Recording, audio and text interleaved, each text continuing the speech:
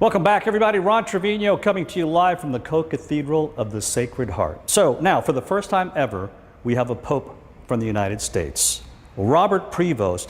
Here's a Pope who used to go by the name of Bob. We've never said that before. A Pope who used to be called Bob. We're not calling him Bob anymore. Now he is Pope Leo. His first message today was one of peace. Now, earlier today, as church members were finding out we had a new Pope, I spoke with them. Let's hope this Pope is going to do great things for everybody. You know, we're going through a tough period right now. A lot of people are struggling, the emotional with all the tariffs and all the things that are going on. So I'm hoping we can pray harder and make this a better world for everybody, and I'm excited. Shepherd the faith, shepherd the flock, move us closer to God, but also bring more unity, bring more clarity, and be more orthodox and devout. So he is now Pope Leo. He was on the list of candidates, but not very high on that list. So surprise, just like his predecessor, Pope Francis. But what direction will he take the church in? Stay tuned, okay? Stay tuned. Of course, we're going to have more reaction from here in Houston to this major event in the Catholic Church. We'll have that throughout the evening. Len and Nguyen, back to you. All right. Thank you very much, Ron. We look forward to hearing from you again at 5 o'clock. And of course, we are learning more about Pope Leo's background. He's a dual citizen of the U.S. and Peru. He was made cardinal by the late Pope Francis just 2 years ago. Yeah, here to shed more light on how all of that might impact how he will lead the church is Dean of Students at the University of St. Thomas, Ben Nguyen. All right, Dr. Nguyen, thanks for joining us. Yeah, since Pope Francis appointed Pope Leo, I wonder, as cardinal, I wonder, would he have influence in appointing this succession? Yeah, it's really hard to say. We know that the cardinals, even though they're all appointed by a certain pontiff or another, they're fiercely independent when it comes to their voting.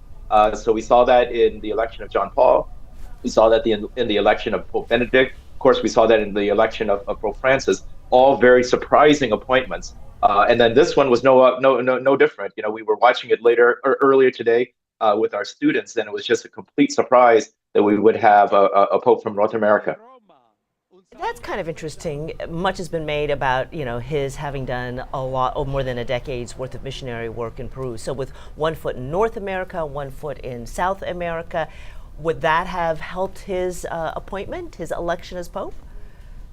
I think it certainly put him on a kind of a world stage, if you will, and certainly being appointed to, head the dicastery of bishops, which is the office that assists the Holy Father in choosing and appointing bishops all over the world, certainly made him kind of a known entity, if you will, to a lot of the cardinals.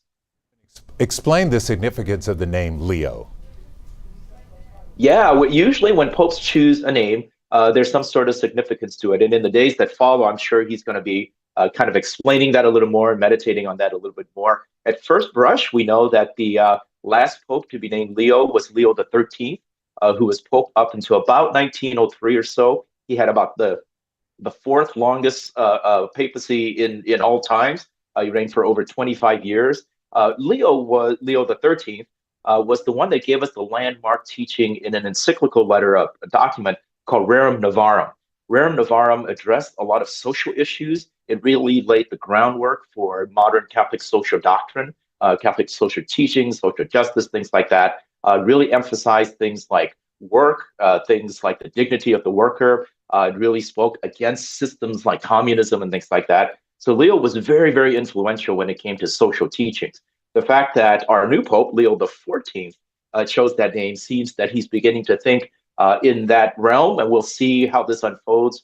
But as was said before, his first message emphasized over and over again, peace, peace, peace. So I think, and I hope, he's going to be the Pope that can usher in a lot of peace in the world. Oh, I think everybody's hoping that. Very quickly, is there any kind of transition period, or is the new Pope getting to work right now? He's probably getting to work pretty quickly.